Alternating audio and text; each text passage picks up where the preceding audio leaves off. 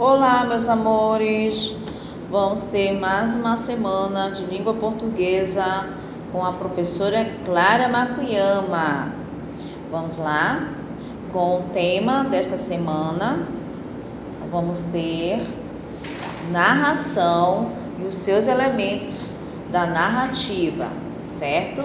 Como você pode observar aí no slide, diz assim: texto narrativo é aquele que relata as mudanças progressivas de estado que vão ocorrendo com as pessoas e as coisas através do tempo. Então, a história que está sendo apresentada para vocês, ela tem um início, um meio, certo? Do acontecimento, do fato e o fim. Então, nós temos personagem, nós temos narradores, que tipo de personagens são, tá bom? Ação é um modo de organização de texto cujo conteúdo está vinculado, em geral, às ações ou acontecimentos contados por um narrador. Para construir esse tipo de texto, é preciso explorar os elementos da narrativa.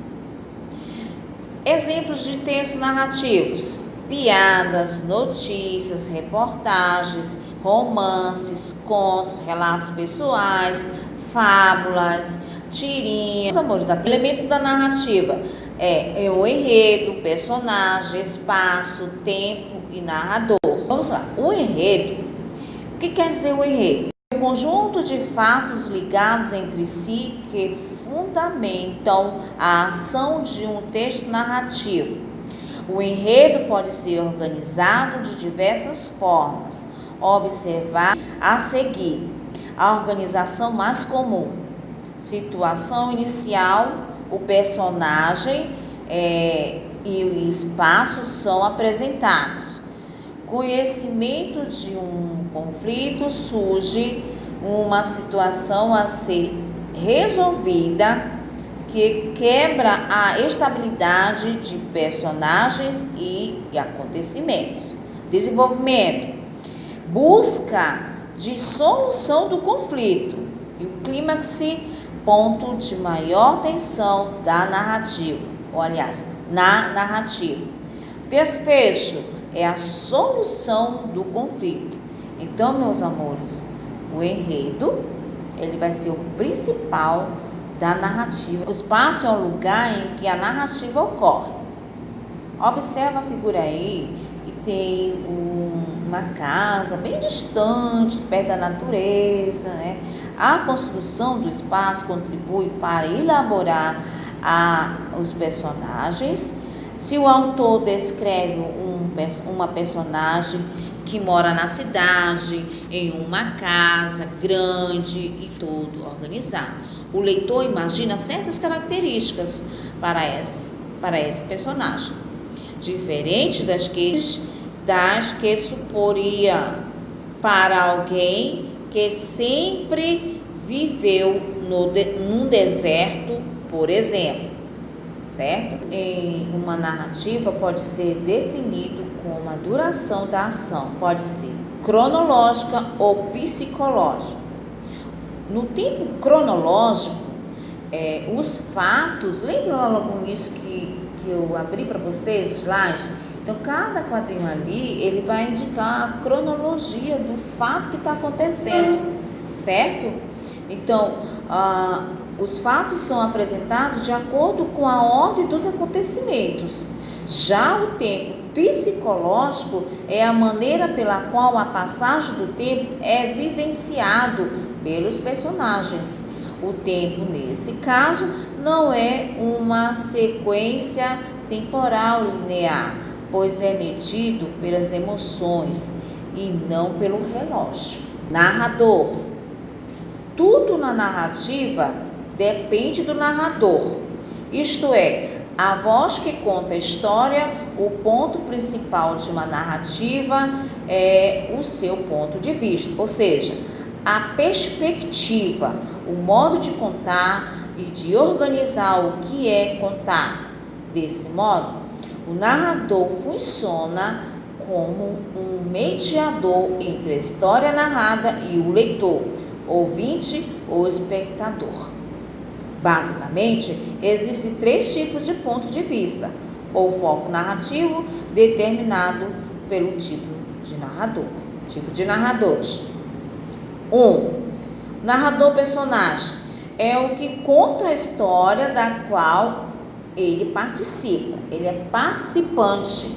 Ele é o narrador e personagem ao mesmo tempo. E conta a história em primeira pessoa. Observe aí nesse trecho. Primeira pessoa do singular. Então, tá o quê? No passado. Então, já tá dizendo aí. Nós temos pronomes, os verbos na conjugação do tempo passado. Certo? 2. Narrador observador. É o que conta uma história com alguém que observa o que acontece. Transmite para o leitor apenas os fatos que consegue observar e contar a história em terceira pessoa, como nesse trecho. Acontecendo nesse trecho. Quando ele diz assim, terceira pessoa, observe também que nós temos presença de pronomes oblíquos e verbos, meus amores. Observe que nós estamos estudando verbo. Olha aqui, dá para vocês entenderem bacana, sabe por quê? Porque nós estamos nessa atividade, exercitando, então você vai conseguir identificar. Então, os verbos estão conjugados tudo também no passado. Olha, acompanhava, certo? Nome oblíquo, certo? Da terceira pessoa. Sim? Confere, vamos lá. Terceiro, narrador onisciente, que é um intruso. Não participa da história, mas ele está lá, certo? Mas faz várias intervenções com comentários e opiniões acerca das ações das personagens. O foco narrativo é a terceira pessoa. Nós estamos estudando o verbo e eu coloquei lá no quadro para vocês observar quem é primeira, segunda, terceira pessoa do plural, primeira, segunda e terceira pessoa do singular. Então vai dar para vocês identificar, meus amores, nos trechos, nos textos, tá bom? Vamos lá? Na narração você vai observar 3 tipos de discurso: o direto, indireto, direto e livre. Indireto livre.